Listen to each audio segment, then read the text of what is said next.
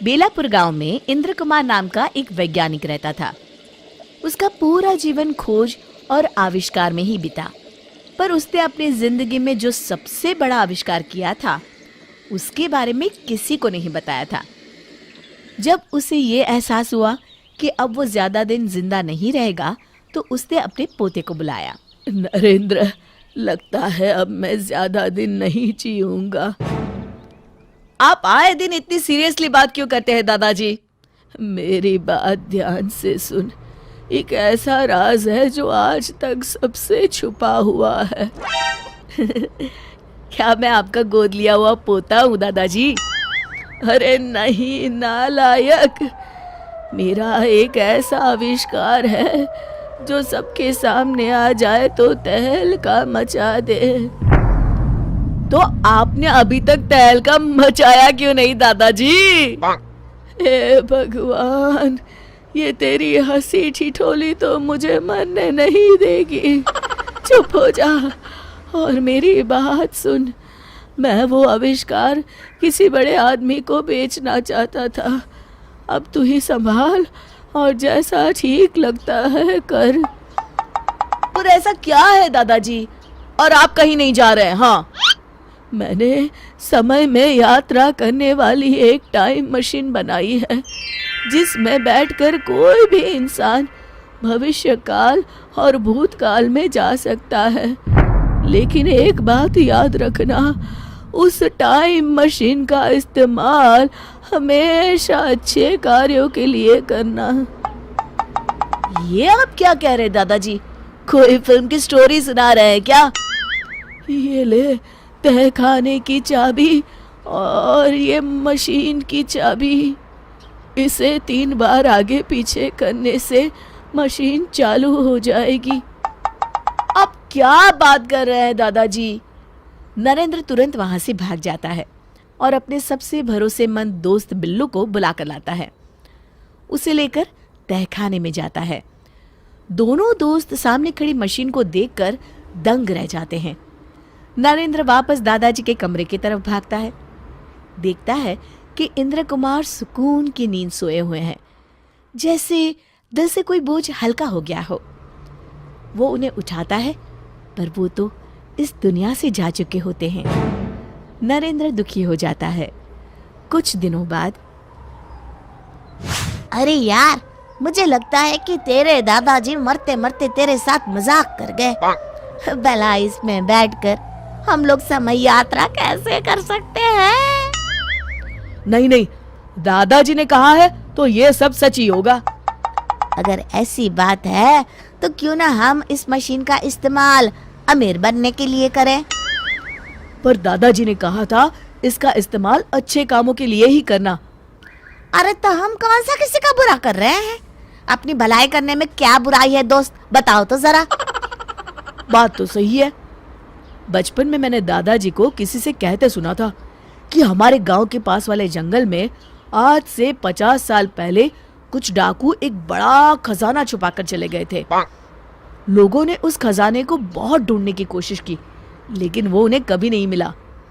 तो हम इस मशीन में बैठकर समय में 50 साल पीछे जाएंगे और जंगल में गड़ा हुआ वो खजाना लेकर आ जाएंगे। इसके बाद तो जिंदगी भर मौज करेंगे दोस्त। अरे पर कहीं कुछ गड़बड़ हो गई तो?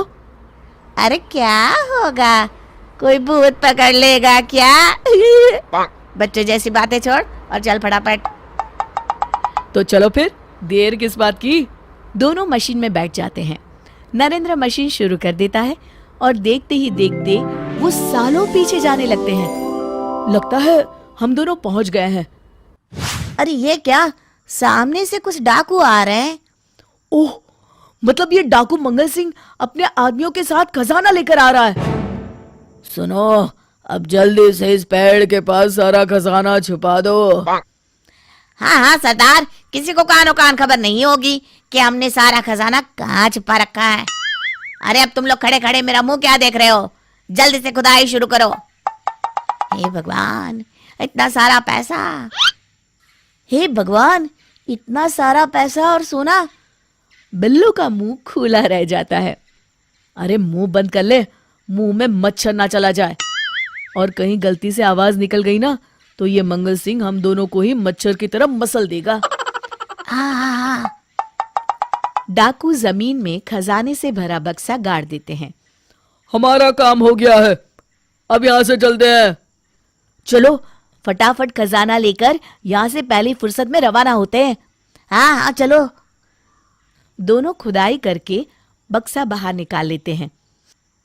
अरे भाई, ये बक्सा तो बहुत भारी है, लगता है हमारी आने वाली कई पीढ़ी बैठ कर खाएगी। तभी नरेंद्र कुछ सोचता है और घबरा जाता है। अरे क्या हुआ भाई, तेरे चेहरे का रंग क्यों बदल गया? अब तो खजाना हमें मिल चुका है। अरे अभी मुझे याद आया, मेरे दादाजी ने ये भी बताया था कि इस पेड़ पर एक चुड़ैल भी रहती है, इसलिए इस खजाने को ढूंढने जितने लोग भी गए थे आज तक कोई वापस नहीं आया। अरे मर गए रे, भगवान करे अभी चुड़ैल सो रही हो। चलो भागते हैं यहाँ से। अपनी मशीन की चाबी तो उठा लो। अरे हाँ।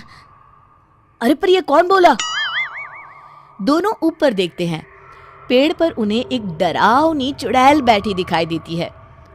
देखिए चुड़ैल जी, मैंने तो अभी तक शादी भी नहीं की है, मैं तो बेकार में लालच पे पड़ गया। एक काम करते हैं, इस खजाने के 3 हिस्से कर लेते हैं, खुश? अरे ओ लालची इंसान, जान से ज्यादा खजाना प्यारा है क्या तुझे? देखिए चुड़ैल जी, हाँ पूरा खजाना ले लीजिए, बस हमें घर जाने दीजिए। मैंने तुम्हें घर जाने से कब रोका, पर मैं भी तुम्हारे साथ चलूंगी। आप हमारे साथ चलकर क्या करेंगी? तुझे अपनी जान प्यारी है तो चुपचाप मुझे शहर ले चल। इस जंगल में मैं बोर हो गई हूँ, मैं भी देखना चाहती हूँ कि 50 साल के बाद की दुनिया कैसी है।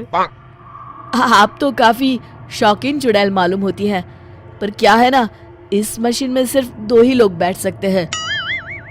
तो तुम मशीन चलाओ, मैं बैठती हूँ और इस बिल्लू को यहीं शेर और भालू के डिनर के लिए छोड़ जाते हैं। मैंने किसी का क्या बिगाड़ा है, थोड़ा एडजस्ट करके तीनों बैठ जाते हैं। आधे रास्ते पहुंचने के बाद मुझे तो बड़ी जोरों की भूख लगी है, किसे मार कर खाऊं? नरेंद्र और बिल्लू पसीना पसीना हो जाते हैं। क्या ये दोनों वापस घर पहुंच पाएंगे या ये चुड़ैल किसी को मार के अपनी भूख मिटाएगी? ये जानेंगे इस कहानी के अगले भाग में।